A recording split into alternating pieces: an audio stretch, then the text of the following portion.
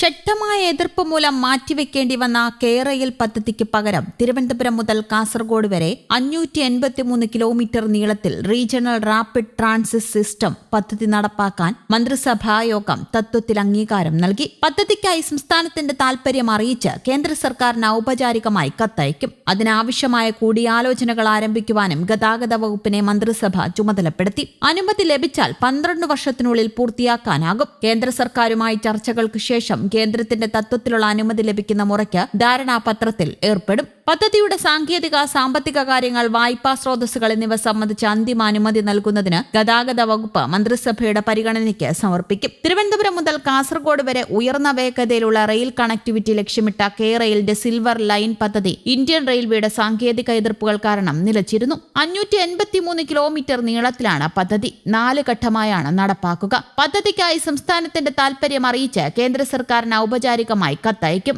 അതിനാവശ്യമായ കൂടിയാലോചനകൾ ആരംഭിക്കുവാനും ഗതാഗത വകുപ്പിനെ മന്ത്രിസഭ ചുമതലപ്പെടുത്തി. കെയറയിൽ പദ്ധതിയുമായി മുന്നോട്ടു പോകാൻ കഴിയാത്ത സാഹചര്യത്തിലാണ് അതിവേഗ റെയിൽ പദ്ധതിയുമായി കേരളം മുന്നോട്ടു പോകുന്നത്. ഡൽഹി മീററ്റ് RRTS മാതൃകയിലാണ് കേരളത്തിലും നടപ്പാക്കുക.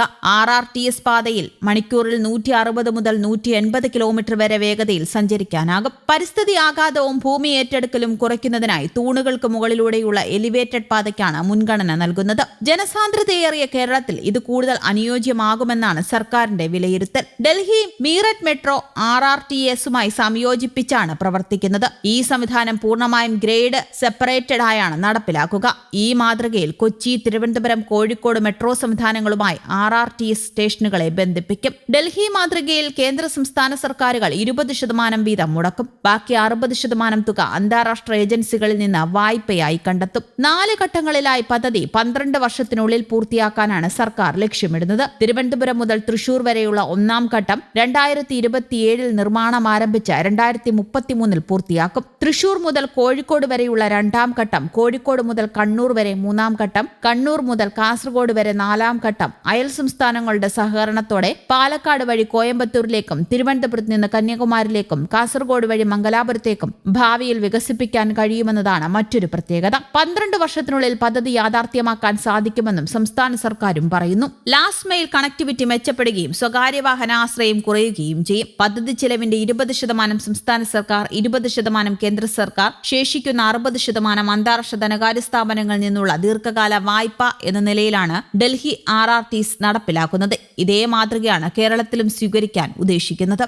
ശ്രീധരന്റെ അതിവേഗ പദ്ധതി ഇങ്ങനെയായിരുന്നു. തിരുവനന്തപുരത്ത് നിന്ന് കൊച്ചി വരെ 1 മണിക്കൂർ 20 മിനിറ്റും, തിരുവനന്തപുരത്ത് നിന്ന് കോഴിക്കോട്ടേക്ക് 2.5 മണിക്കൂറും, തിരുവനന്തപുരത്ത് നിന്ന് കണ്ണൂർ വരെ 3.25 മണിക്കൂർ സമയവുമാണ് വേണ്ടിവരുന്ന അതിവേഗ റെയിൽവേ പാതയ്ക്കാണ് ശ്രീധരൻ വിഭാവനം ചെയ്തത്. മണിക്കൂറിൽ 200 കിലോമീറ്റർ ആയിരിക്കും ട്രെയിനിന്റെ വേഗം. കേരളത്തിൽ 22 സ്റ്റോപ്പുകളാകും ഉണ്ടാവുക. സിൽവർ ലൈനിൽ നിന്ന് വ്യത്യസ്തമായി അതിന്റെ 1/3 ഭാഗം ഭൂമി മാത്രമേ അതിവേഗ റെയിലിന് വേണ്ടിവരികയുള്ളൂ. 70% എലിവേറ്റഡ് പാതയും 20% തുരങ്കപാതയുമായിരിക്കും. തിരുവനന്തപുരം, കൊച്ചി, കരിപ്പൂർ, കണ്ണൂർ വിമാനത്താവളങ്ങളെ ബന്ധിപ്പിക്കുന്നതാവും അതിവേഗ റെയിൽ പദ്ധതി. പദ്ധതിക്കെതിരെ സമരം പാടില്ലെന്ന് ശ്രീധരൻ പറഞ്ഞിരുന്നു. ആവശ്യത്തിന് മാത്രമേ സ്ഥലം ഏറ്റെടുക്കുകയുള്ളൂ. തൂണുകളുടെ പണി കഴിഞ്ഞാൽ ഭൂമി തിരികെ നൽകും. ആ ഭൂമിയിൽ കെട്ടിടങ്ങൾ കെട്ടാൻ അനുമതി ഉണ്ടാവില്ല. കൃഷി ആവശ്യങ്ങൾക്കും മറ്റും ഉപയോഗിക്കുകയും ചെയ്യാമെന്ന് ശ്രീധരൻ പറഞ്ഞിരുന്നു. പരമാവധി ആളുകളെ കയറ്റണമെന്നതിനാൽ 25 കിലോമീറ്ററിനിടയിൽ സ്റ്റോപ്പ് അനുവദിക്കും. Thiruvananthapuram central station, airport, Varkala, Kollam, Kottarakkara, Adoor, Chengannur, Kottayam, Vaikom, Ernakulam, Aluva, Nedumbassery, Thrissur, Kunnamkulam, Edappal, Tirur, Karipur വിമാനത്താവളം, കോഴിക്കോട്, കൊയിലാണ്ടി, വടകര, തലശ്ശേരി, കണ്ണൂർ എന്നിങ്ങനെയായിരുന്നു സ്റ്റോപ്പുകൾ.